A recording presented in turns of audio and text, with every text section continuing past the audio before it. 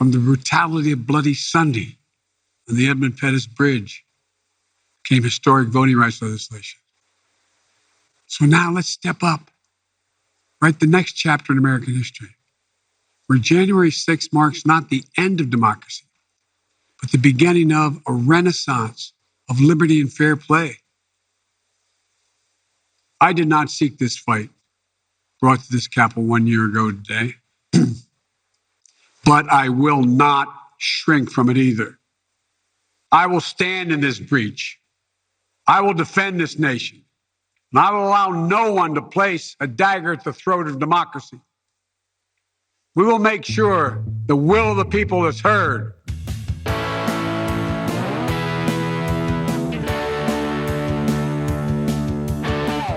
I'm Sarah Kendzior, the author of the bestsellers The View from Flyover Country and Hiding in Plain Sight, and of the upcoming book They Knew, out this September.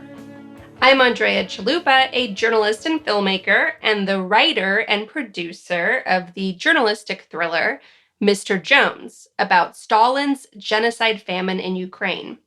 And this is Gaslit Nation, a podcast covering corruption in the United States and rising autocracy around the world.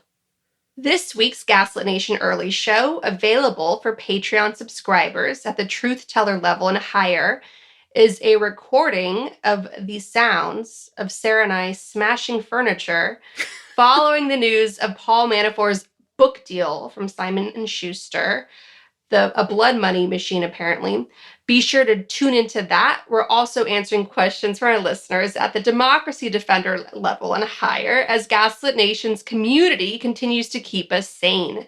Thank you for all your questions. We always enjoy hearing from you. To submit a question to me and Sarah, sign up on the Gaslit Nation Patreon at the Democracy Defender level and higher.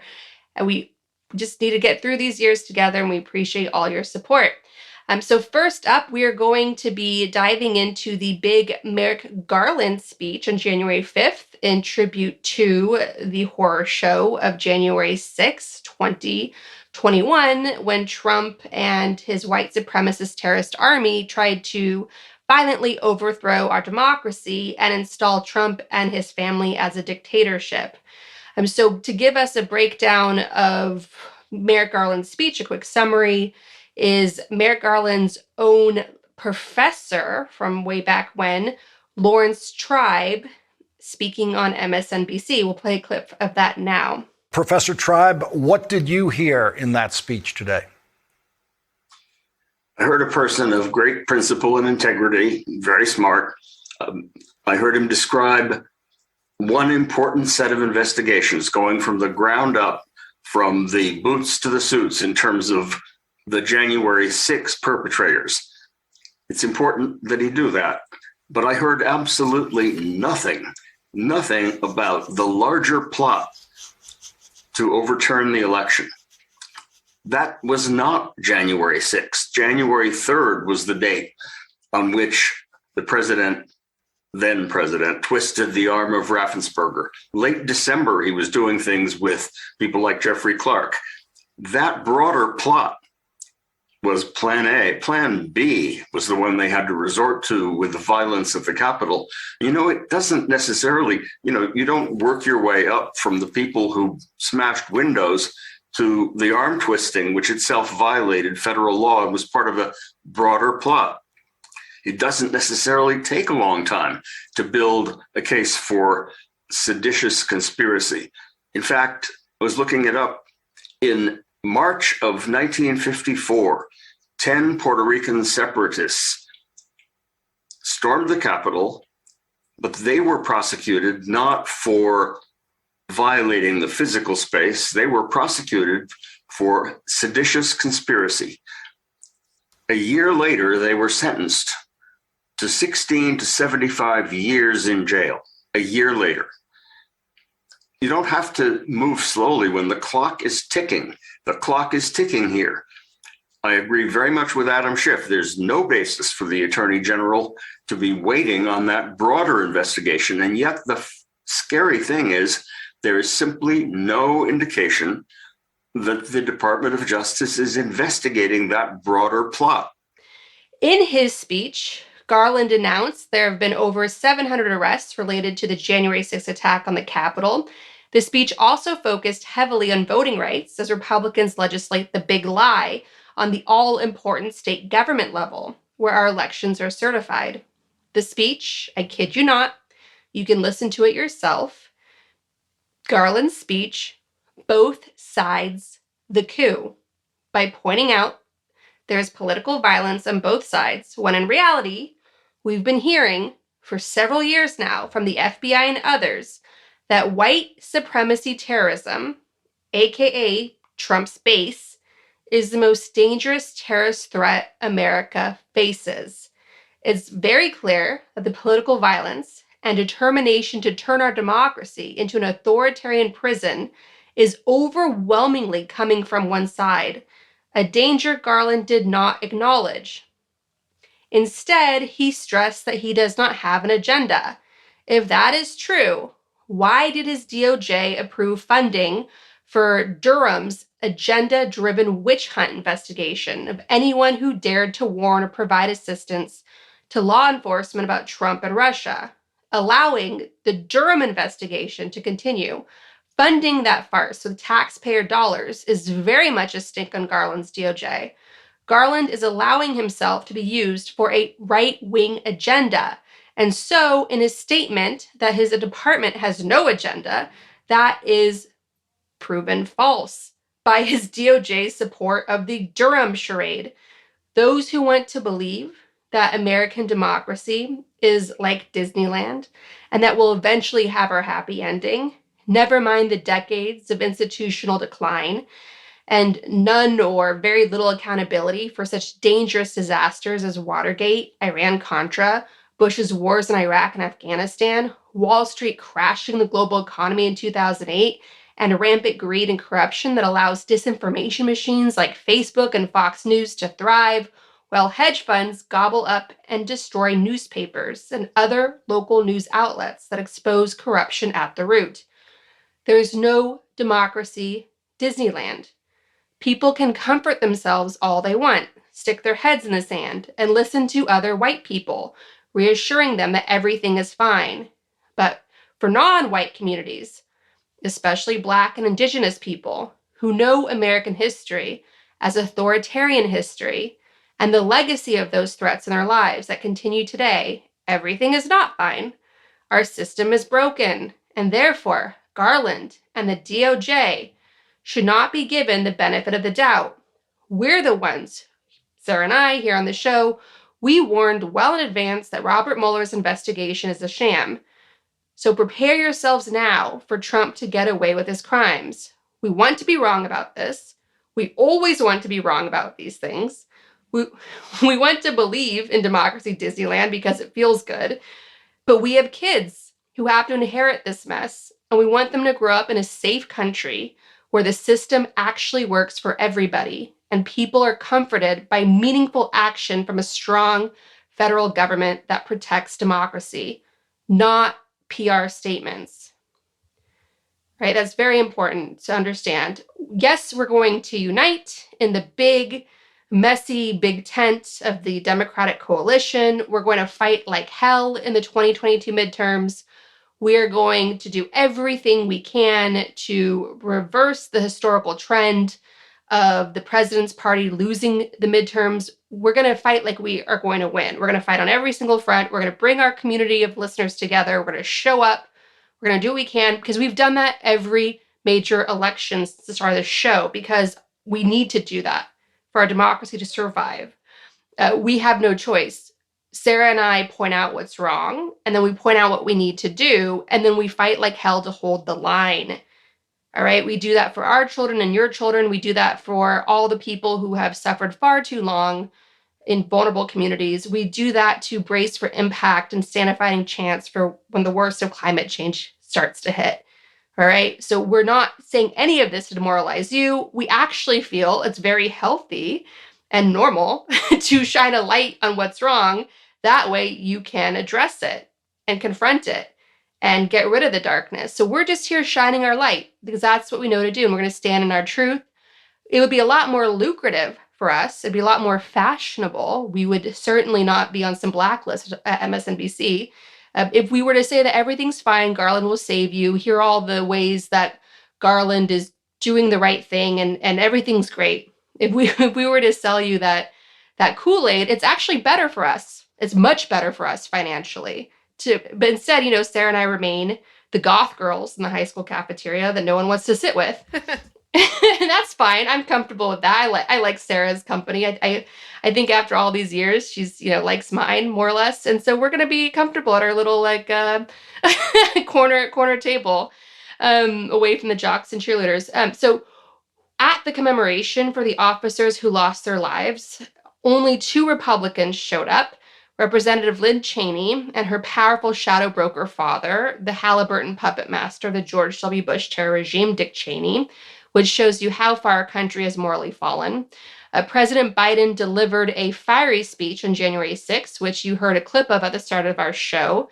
He said all the right things, and we would like more of this. He also subtweeted Trump relentlessly, which I approve of, and is a very effective strategy in not giving a narcissist the attention and drama they crave. Meanwhile, the other night, Emily Hernandez, a young woman who stormed the Capitol on January 6th and got off with a slap on the wrist, killed a mother of 2 while drunk driving. The victim's mother demanded to know why Emily Hernandez was not already locked up. According to the Daily Beast, she said, "Why is she still out? With what she did to the government, why is she still walking the street?" This tragic story draws attention to the fact that many of the people that Garland claimed that they're going after, that they're prosecuting, have really gotten away with a slap on the wrist. Unfortunately, with this latest tragedy, those are questions many of us are demanding to know. Why are these people still out? With what they did to the government, why are they still walking the streets? That is the question many of us have about Garland's January 6th investigation that has been far too lenient on the white people who tried to bring down our government. What's more, in Garland's speech, he promised to investigate this crime from the bottom up. Never mind that we saw the Central Planning Committee for months prior to January 6th. Trump, Stone Bannon, and so many others who plotted to overthrow our government in several attempts to steal the 2020 election all out in the open, including appointing Trump super donor Louis DeJoy to deliberately slow down the mail in a male-dependent election. Louis DeJoy, who remains in power today. Yeah, I just want to say one thing about that bottom-up strategy, which is a logical fallacy that people have been using to defend the broken DOJ since the Mueller probe. They were saying, oh, it's a, classic mafia operation. They're going to get the little guys to work their way up. They did not. They weren't working their way up at all. And the result was, of course, things like the January 6th attack, or Trump and his goon squad, Kushner, Mnuchin, Pence, etc., managing the COVID response, which was disastrous then and remains disastrous now under Biden, but that's another story. But one thing specifically about this bottom-up strategy is we have public, documented, archived evidence on the internet of the absolute top-level operatives, including Michael Flynn, Roger Stone, and especially Lynn Wood, recruiting the operatives. Like, they were right there on Twitter, like, hey, everybody, let's go do a coup on the Capitol. Let's do a violent attack. And people would be like, do we really need to do it? And Lynn Wood would be like, yeah. And they're like, well, I can't afford it. And they were like, okay, well, we're going to pay for your hotel bill. And also, let's all wear matching t-shirts that say January 6th Civil War on them. I mean, this is something that actually happened. It is so obvious, but my point here is that, we do see with the Emily Hernandez case, the result of impunity, of letting people who are treated above the law go on to, commit more reckless actions that in this case led to death. But on the whole, the threat comes from the top. It comes from, decades-long anti-American destructive operatives like Roger Stone or Bannon or Flynn, people who worked in the United States government recruiting these little lackeys. Like, I don't stay up in the dead of night worried that like the QAnon shaman is going to come kill me. I am, however, worried that this exact group, who, by the way, as we have noted many times, are the same people involved in the 2016 election attack, are going to destroy my country, endanger my life, destroy my children's future. And here again, I'm referring to Stone, Bannon, Flynn, and also Paul Manafort and Trump and Kushner and the rest. Like, the people at the bottom, I'm not urging you to have sympathy for them, but a lot of them were duped. They were told explicitly by Trump's team, yes, you can do this. You can attack the Capitol. Nothing is going to happen to you. You're doing this to preserve America. You're doing your patriotic duty. A lot of them were brainwashed. Does being brainwashed excuse storming the Capitol? No. You have to have consequences for that. It's a really big deal. But these are not the masterminds of the attack. And we know exactly who the masterminds are. And we know that Garland is not doing anything to stop them in this very urgent moment as they plot a sequel to the coup. Yeah, I did not find his speech comforting at all. And there is just, I know it was Garland's response to Twitter, because Twitter has a forest fire of Garland criticism. Well, also Biden criticism. Yeah, but, well, a lot of overlap. It's the reason why Biden's approval is sagging with his own supporters, the people that brought him to power, who risked their lives in a pandemic to get out the vote so Biden could be president of the United States. They're the ones who are most disappointed with him with that sagging approval rating, because he's not doing enough to meet this moment, to meet this crisis. And neither is his mealy-mouthed, beige, inside and out, business as usual Attorney General, who's just going to maintain the status quo of institutional decline and elite criminal impunity. We see that in Georgia, where leading Black organizers in Georgia are not coming to Biden's speech for voting rights in Georgia, because they've got better things to do, which is action, which is on the ground action to try to protect their communities from voter suppression and win as much power as they can in that state to protect themselves and therefore our democracy, because these elections on the national level for president are certified in states like Georgia, as we all know too well. And so look at what Black activists are doing in Georgia. Look at how they're essentially boycotting Biden and Vice President Harris's speech, because they're tired of these empty PR speeches. They're tired of it. They need meaningful action. We all need meaningful action.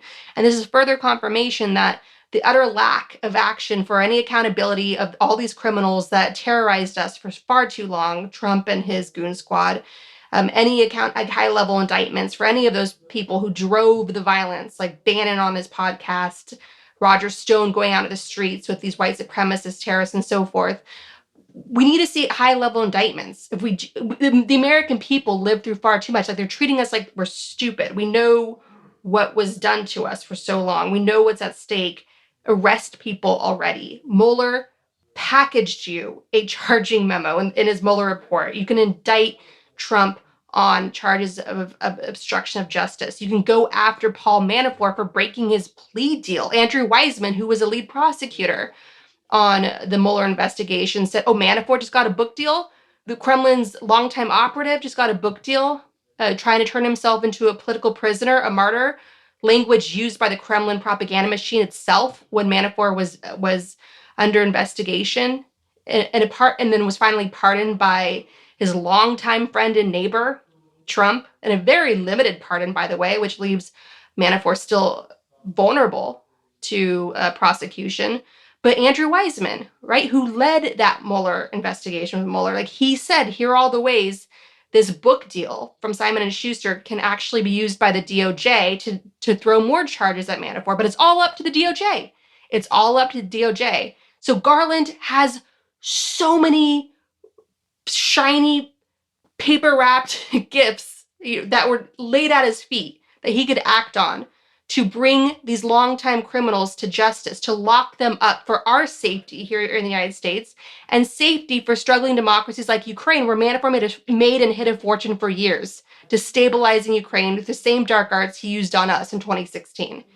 Garland has all of this in his power. And don't listen to people who try to defend Garland through extraordinarily petty technicalities, saying, well, in fact, actually, Garland can't be in charge of everything at the DOJ, and it's actually this unit of the DOJ, so why don't you focus on them? Instead, the buck stops with Garland. He is the people's lawyer. He is the Attorney General of the United States. Leadership comes from the top. Culture of any organization is set from the top. If Garland wanted to prioritize keeping our democracy safe, securing our democracy from these longtime criminals, he would set fire to all his teams to make sure it gets done. He would not be nibbling around at the edges, busying himself, wasting his time on the bottom feeders of this tiny small fish, like Shawman, Viking, and others that he's giving slaps on the wrist to, right? He would be going after the big fish. And we know that he's not, because we know that Trump and his idiot sons and others get frothy in the mouth and start becoming verbally abusive on Twitter, on cable news, when investigators are putting pressure on them and closing in on them. And they also countersue too. I mean, it's in court documents. They immediately show up if one of them faces a subpoena or an indictment, they countersue immediately. And that's been Trump and his team's strategy for the entire time they've existed, far, far before he went into office, dating all the way back to Roy Cohn. It doesn't matter if their suits are nonsensical. They're meant to be a show of power. And they would have shown that power if they felt threatened in any way. And they don't. Yeah, exactly. They're being eerily quiet when it comes to the DOJ and the FBI right now.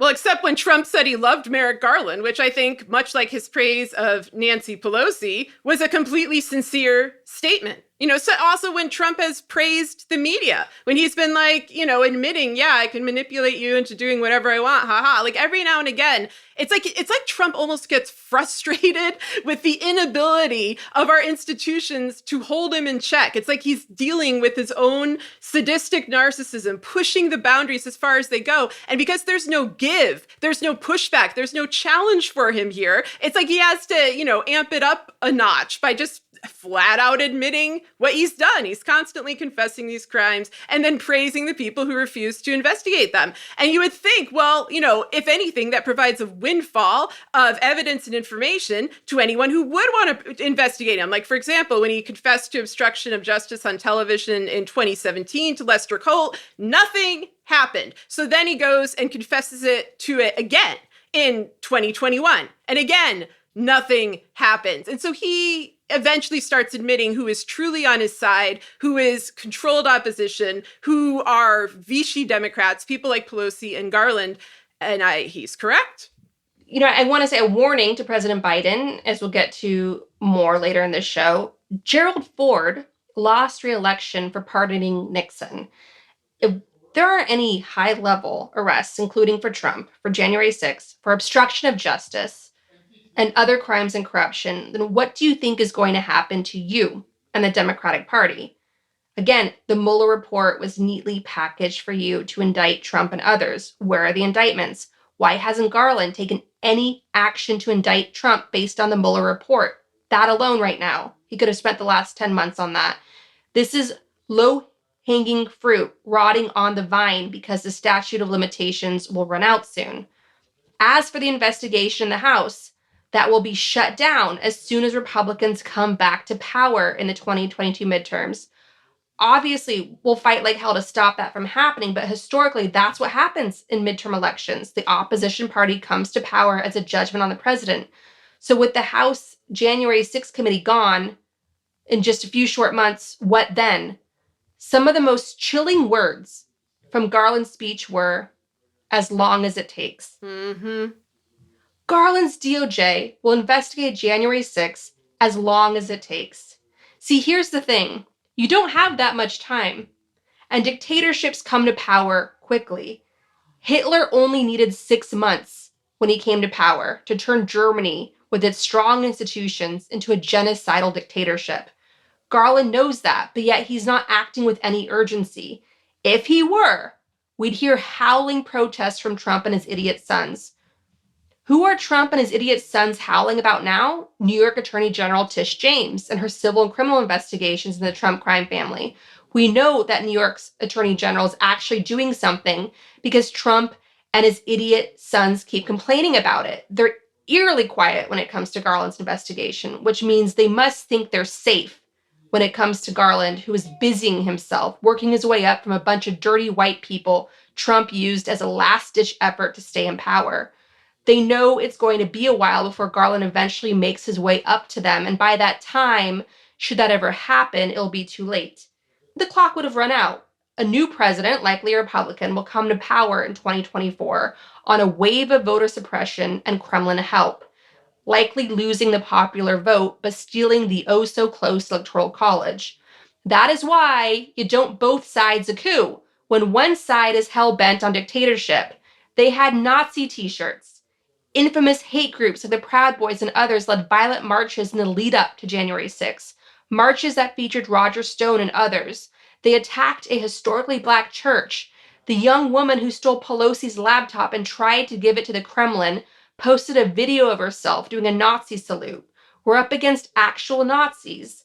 And instead, Merrick Garland decides to take his time, prioritize the small fish, and while he's at it, both sides a white supremacy terrorist coup. And we see the Proud Boys are still at it. If Trump and his goon squad were being prosecuted, they would unleash the hounds. The Proud Boys would be a lot more aggressive than they're being now. They're on a war footing. They're at war with us. There's no humanity in war by actual Nazis. The Proud Boys are being relatively calm, not because so many of their foot soldiers and other idiot grassroots supporters are being prosecuted by the feds. They don't care about that. That's the price to pay as a good soldier. They're treating all those arrested for the January 6th insurrection as martyrs, as political prisoners. They're pledging allegiance to flags taken into Congress during their violent siege. They're proudly waging asymmetrical warfare in a global battle ideologically aligned with the xenophobes in the Kremlin. The Proud Boys would be stirring up major trouble right now if Trump, Bannon, Stone, and others felt any heat from Merrick Garland. That's their role, to terrorize the opposition, to hold a gun to the head of our democracy. The fact that they remain active and many in Trump's base are running for office confirms that everything remains business as usual. Think about this again. Lisa Page, Bruce Orr, Peter Strzok, Andrew McCabe. These are names that were made famous by Trump and his goon squad openly harassing men and women in law enforcement, investigating him and the Kremlin, turning them as well as their families into targets, putting their lives and livelihoods at risk. This is just a handful of people that Trump ruthlessly targeted with his powerful Twitter account, putting them through hell. These once obscure men and women in law enforcement. Trump may be off Twitter, but he continues to release unhinged statements that others post on Twitter for him. The idiot sons who helped amplify the harassment campaigns of their father remain on Twitter and cable TV, screaming about New York Attorney General Tish James, a black woman who knows very well the threat of authoritarianism, so her investigations are actually a threat to white supremacist terrorists like Trump and his family. Tish James has been their target. Who are they targeting? Any obscure individuals in the DOJ or FBI? They're not doing that. They would be doing that if the DOJ and FBI were actually a threat to them right now. Trump is never quiet when he faces actual repercussions. Remember what he reportedly said after former FBI Director Robert Mueller was assigned to investigate Russia's attack on our democracy. Oh my God, this is terrible. This is the end of my presidency. I'm fucked. Right now, Trump is acting like he's not fucked because the DOJ under Merrick Garland and the FBI under Christopher Wray, which knew about the January 6th violent coup attempt in advance, along with anyone else with an internet connection, and allowed it to happen, aren't doing anything to hold Trump, Bannon, Stone, Giuliani, and so many others accountable. I'm not the only one observing this. It's an obvious observation because we lived with Trump's terror and harassment of countless Americans as he wielded his Twitter account as a weapon against them. We even did an episode about this harassment, the cost Americans paid for upholding the law, how dangerous that was under Trump. And you want to know what the episode was called? Lisa Page. Go back and listen to our episode, Lisa Page, named after a former leading expert in law enforcement whose specialty is, guess what? going after the Russian mafia. Trump was relentlessly cruel to her. His targeting, forcing her off Mueller's team. That's a major talent, a major player Mueller had to lose when he needed her most. That's called obstruction of justice. And regular obstruction of justice is what allowed Trump and Manafort and so many others to get away with working with the Kremlin to hijack our democracy in 2016. Paul Manafort, who's now coming out with a propaganda book, turning himself, like the autocrats he has a long career of serving, into a victim, a martyr. More on that and how Merrick Garland can, if he had any balls, could finally bring Manafort to justice in this week's Gaslit Nation Early show, because we're not done with that subject. Yeah, I also want to go back to something you said about the way he's been going light on neo-Nazi groups and white supremacist groups like the Proud Boys and the Oath Keepers, because this is actually completely in the tradition of how Merrick Garland behaved when he was at the DOJ, working under his longtime friend and mentor, Jamie Graylick. I'm going to review her history, but we did an entire episode about this horrible, corrupt woman who shaped Merrick Garland's tactics and beliefs. But, you can go and listen to the episode. It's from October. There's a big myth out there about Merrick Garland, one that was put out by Graylick and by a variety of media outlets when Biden nominated him for the Attorney General position, which is that Garland played a seminal role in catching Timothy McVeigh and in the Oklahoma City bombing in general. And, this is a myth that gets passed around largely through the massive troll bot farm that exists to protect Merrick Garland from the slightest hint of criticism on the internet. This is a troll farm that recites identical talking points. And we've gone over some of this troll farm's language before. It relies on cliches, on phrases like dotting the I's and crossing the T's, reeling in the big fish. If you come for the king, you best not miss. Instead of analysis.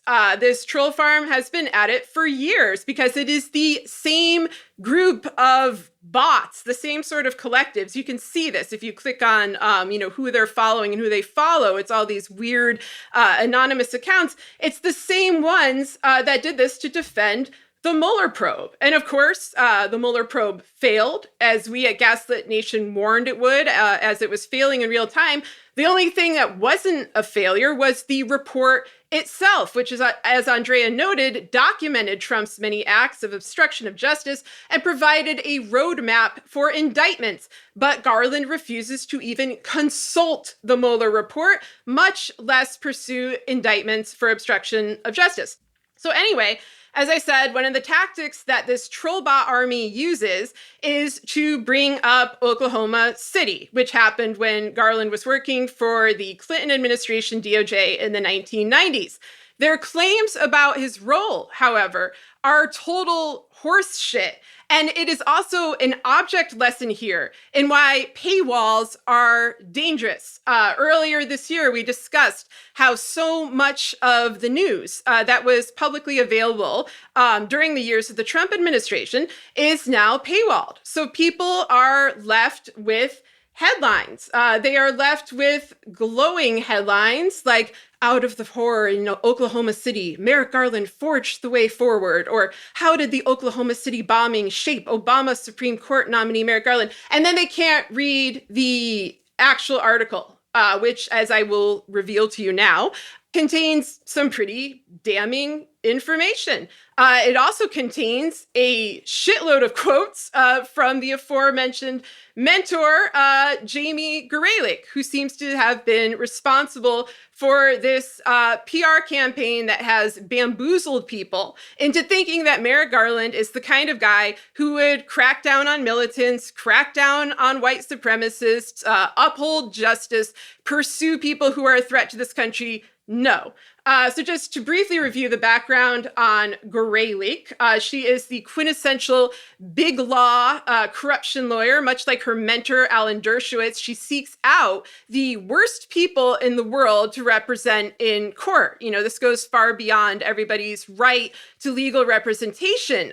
She serves to protect deeply corrupt individuals. For example, she volunteered in 2017 to be Jared Kushner and Ivanka Trump's lawyer. This is in part how they got their security clearance, which of course they shouldn't have had because of their endless shady foreign ties. She profited from a massive student loan corruption scheme while representing Fannie Mae. She lobbies for fossil fuel companies after they do oil spills. She lobbies for the most corrupt big tech companies. I mean, I could just go on and on. Like, pick a villain of the last 25 years, and she has represented them. Like, she is a modern Roy Cohn or, a contemporary of Alan Dershowitz, because that's who trained her. And then she went on to train Merrick Garland. And then finally, another interesting thing she did, in the years before 9/11, Graylick wrote a memo that created a wall between the FBI and the CIA, making it difficult for law enforcement and intelligence to share information about terrorists. When she was asked by the 9/11 Commission to testify about this, she refused to do so. So just remember that as I tell you what I'm about to say. All right, so first what I want to do is refresh our memories of the Oklahoma City bombings, because the Garland defenders like to come out with this narrative of, oh, the coup is just like Oklahoma City. It took years to prosecute. You had to be very slow. You had to be very patient, dot all the I's, cross the T's. And then Timothy McVeigh was captured and, went to prison thanks to the heroic work of Merrick Garland. Total bullshit. I mean, it is baffling to me that people are accepting this. Because first of all, unlike other incidences in American history, like Watergate, that people lie about, I was alive for this one. I was a teenager when the Oklahoma City bombing happened. And this is the timeline of the case and Merrick Garland's role in it. So on April 19th, 1995, a 4,800-pound bomb made of fertilizer and fuel oil exploded in front of the Alfred Murrah Federal Building in Oklahoma City. 90 minutes after the bomb went off, an Oklahoma state trooper arrested Timothy McVeigh, the bomber, for driving without a license and carrying a concealed weapon. And also McVeigh was decked out in a t-shirt commemorating John Wilkes Booth. He was like the guys on January 6th with their January 6th Civil War t-shirts. He was really blatant about doing this crime because he was proud of it. He was a true believer militant. So it was not very hard to catch him, and it was not hard at all to get him to admit that he did this. So April 20th, 1995, Merrick Garland arrives in Oklahoma City to lead the FBI investigation and supervise the case against McVeigh and his accomplice, Terry Nichols. At this point, Merrick Garland, a young Merrick Garland, gets his picture taken in a whole bunch of newspapers, which is what likely led to this current propaganda campaign that he was a seminal figure in solving the Oklahoma City bombing being effective, because people love to drag that black and white pic out. So then the next day, April 21st, federal authorities arrest McVeigh on probable cause and Nichols surrenders. So that's it. That is a 2-day manhunt in which both of the key players were like, yeah, I did that. I did that and I'm super proud.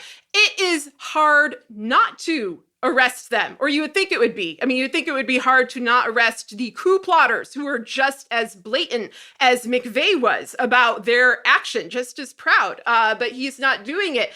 This was one of those cases, where they really didn't have any excuse, but notably, a notable discrepancy here is at that point, McVeigh, a domestic terrorist who committed a brutal crime against this country and its people, was put in prison because he was a danger. He was an active threat. It was not Merrick Garland who put him there. It was other people, and it was largely due to the efforts of the Oklahoma City police and courts that did this. But notably, that is not what's happening now. And what we are dealing with now is basically what if 1,000 Timothy McVeighs were allowed to go free after they committed a crime. That's the current stance of the DOJ.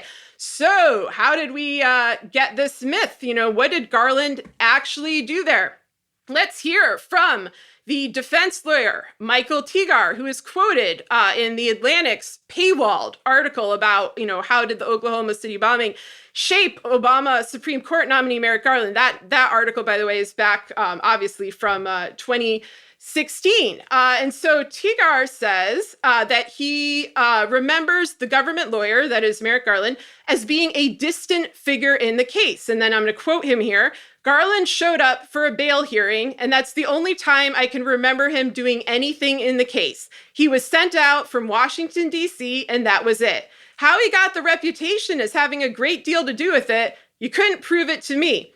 And so then there's another real interesting thing in this, 6-year-old article, which is a quote from Benjamin Wittes, whose name I'm not probably pronouncing right, so I guess apologies for that, but not apologies for what I'm about to say. Wittes, you may know, he writes for the blog Lawfare, and he's been a defender of Bob Mueller, Bill Barr, Brett Kavanaugh, and other corrupt institutionalists. If you are a corrupt institutionalist who's worked for the DOJ, you can usually rely on Wittes for glowing praise and excuses for your terrible behavior. But even he was more ambiguous about Garland. And this is his quote from the Atlantic article. The Atlantic writes, Ben Wittes, who has tended to back greater government powers in the fight against terrorism, writes on Lawfare that Garland was Graylick's right-hand man at a time when, quote, Graylick was attempting a certain degree of integration between spies and cops. The Justice Department faced major espionage cases, and it sought and received expanded surveillance authorities under FISA. So that's an interesting quote. It's an interesting description of what Graylick was up to at the DOJ. Especially given her silence to the 9/11 Commission about that memo she wrote, separating the sharing of information between the FBI and the CIA. She wrote that in 1995, which of course is the same year as the Oklahoma City attacks. And this is interesting because back in 2010, what had been viewed up until then to be a baseless conspiracy theory, that the CIA was involved in investigating Oklahoma City, even though the CIA is not supposed to investigate domestic terrorism, that's supposed to be the purview of the FBI, it turned out to be true. And that information came to light only after a decade of lawsuits from a Utah attorney named Jesse Trinidu, whose brother was murdered in custody after being mistaken for an Oklahoma City suspect. And note here, they already had McVeigh and Nichols. So they were, the FBI was ostensibly looking for others. And this is a quote from the Utah Deseret News. The CIA collaborated with the U.S. Justice Department in the prosecution of convicted Oklahoma City bomber Timothy McVeigh, according to a recent ruling by a federal judge in Utah. The ruling by U.S. District Judge Clark Wadoups was issued as part of litigation by Salt Lake City Attorney Jesse Trinidu, who has been struggling for nearly 15 years to unearth more information about the August 1995 death of his brother. Trinidu believes his brother was tortured by FBI agents who were under pressure to find those responsible for the bombing of the Alfred P. Murrah Federal Building in Oklahoma City. The documents Trinidu wants include various faxes, letters, and cable transmissions, including one from May 10th, 1995, that relayed, quote, information provided by a foreign government about the possible identification of a suspect in the Oklahoma City bombing. Two other documents contain information provided by a foreign contact in regards to the bombing, and background on a source who provided details to the CIA about the attack. And everything I just read was a quote from the Deseret News. And so this is very interesting. So, I want to review again what Garland actually did in Oklahoma City, besides show up, do a press conference, and leave. He acted in a very similar way to what he's doing now, except for the fact, of course, that the case was quickly prosecuted. Garland buried documents. He would not let the media have access to basically any facet of the case, even though McVeigh had confessed and he was sentenced. He sealed hundreds of documents, making it difficult for Trinidu and others to get information about it. He scheduled one of the quickest executions in U.S. history. McVeigh was executed in 2001, 2 months before 9/11, a mere 6 years after the attack. But most importantly here, Merrick Garland refused to look at the big picture surrounding the Oklahoma City bombing, which includes McVeigh's white supremacist ties to groups like the militants, which were assembled in places like Elahome City, Oklahoma. Also includes the likely ties of his associates to foreign neo-Nazis and terrorists abroad. That may be why the CIA was secretly involved in this investigation. Garland instead framed it as a low-level operative acting as a lone gunman, that it was basically just McVeigh and his accomplice, Terry Nichols. And that is exactly how he is handling the investigation of the coup. He is only looking at these low-level, QAnon people. He is avoiding evidence that was, displayed in plain sight. I don't know what he would have done about McVeigh had McVeigh not immediately confessed and been proud of his terrible crime. I mean, maybe, I don't know. All I'm saying is that he is letting the most dangerous people in America off the hook. And then I'm just going to leave you with one more quote in case you have been also harassed by the Merrick Garland Trillbot farm. This is from the NPR article called Out of the Horror in Oklahoma City, Merrick Garland forged the way forward, which is riddled with Jamie Graylick praise. And this is just a little quote. From the get-go, Garland was looking down the road at the eventual trial and the appeals that would follow.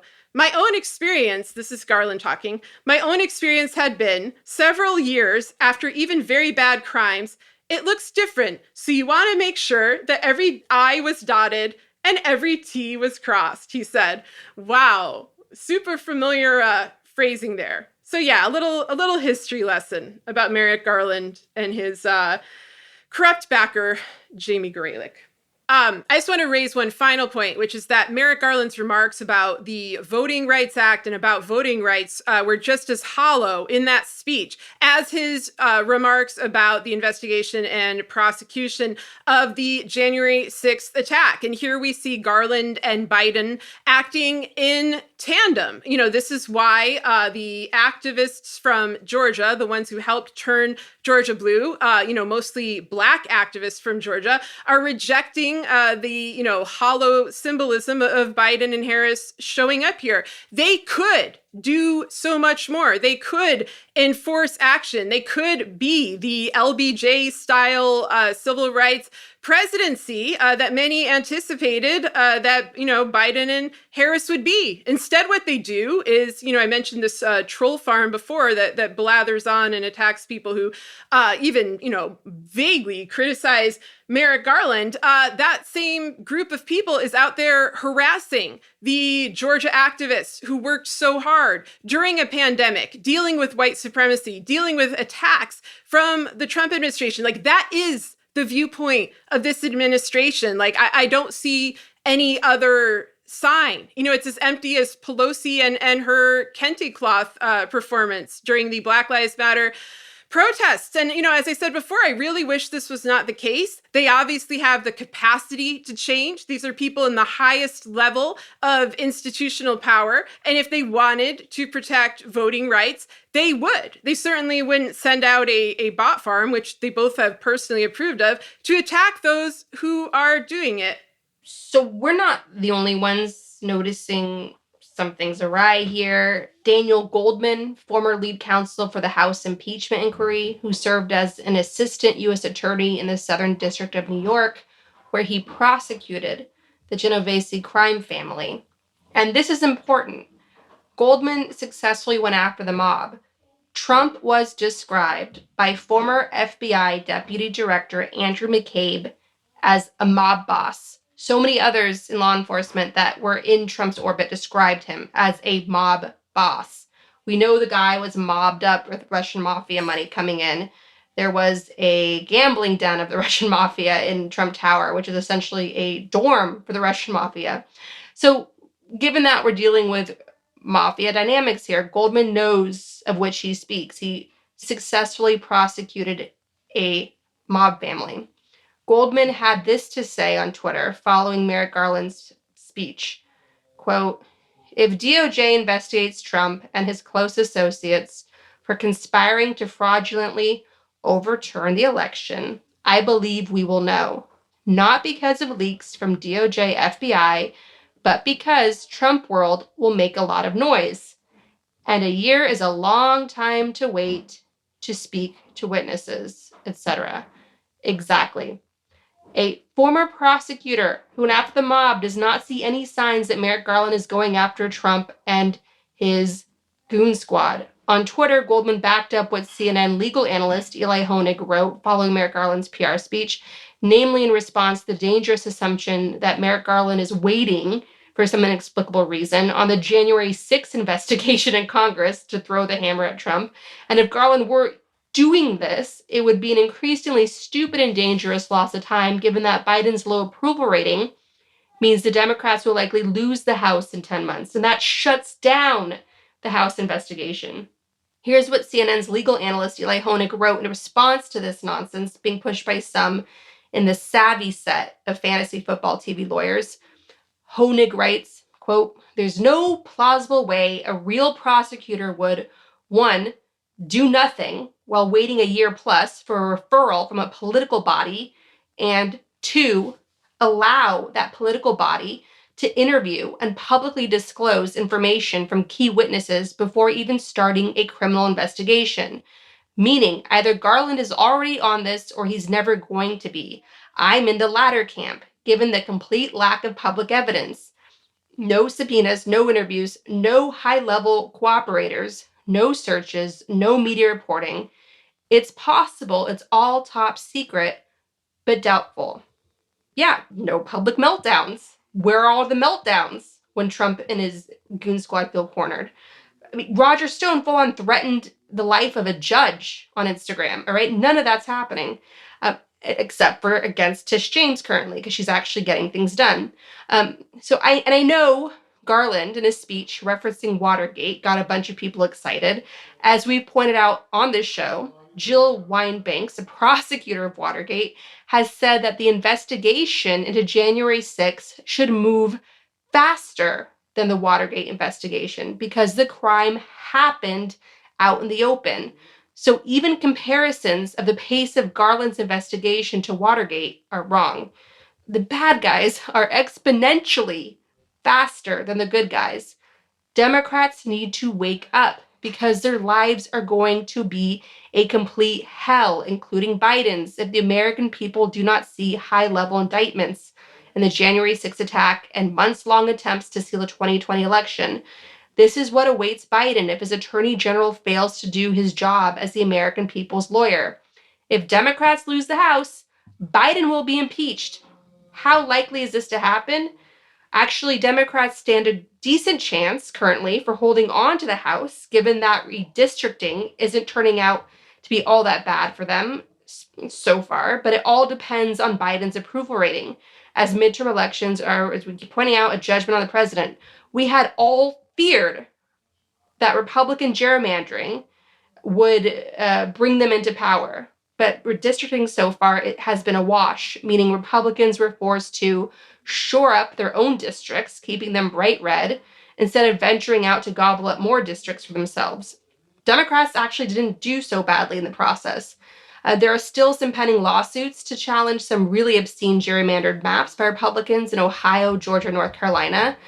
But with most of the redistricting done, Democrats, if Biden can get his approval rating up, could actually keep control of the House. But it's President Biden's approval rating that stands in the way of that. And Merrick Garland stands in the way of President Biden's approval rating. So, that's that. And, we saw all of the Trump crimes out in the open for years. We're terrorized by them. Biden and Garland think they can sweep them under the rug with PR speeches. Without accountability, Biden's approval rating will remain historically low, and Democrats will lose the House, and a Republican-led House will move immediately to impeach Biden, and they will do it again and again for 2 years so that Biden becomes, like Trump, a president who has been impeached twice. They will do this. Congress will be a Kremlin clown show of show trials, embarrassing America before the eyes of the world and getting nothing done as we're hit with the crises of the pandemic, climate change, and historic levels of income inequality and economic instability. So there you go. President Biden and Merrick Garland, our democracy depends on you.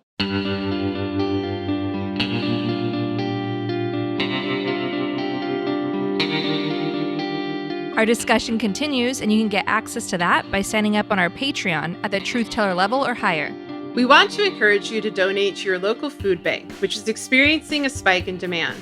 We also encourage you to donate to Oil Change International, an advocacy group supported with a generous donation from the Greta Thunberg Foundation that exposes the true costs of fossil fuels and facilitates the ongoing transition to clean energy. We also encourage you to donate to the International Rescue Committee, a humanitarian relief organization helping refugees from Afghanistan. Donate at rescue.org. And if you want to help critically endangered orangutans already under pressure from the palm oil industry, donate to the Orangutan Project at theorangutanproject.org. Gaslit Nation is produced by Sarah Kenzier and Andrea Chalupa.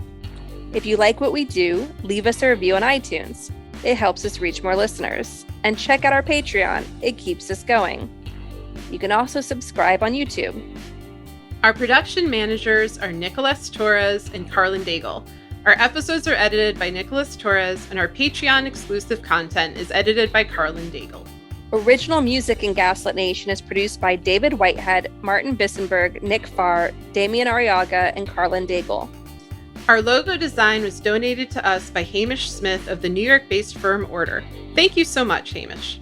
Gaslit Nation would like to thank our supporters at the producer level on Patreon and higher.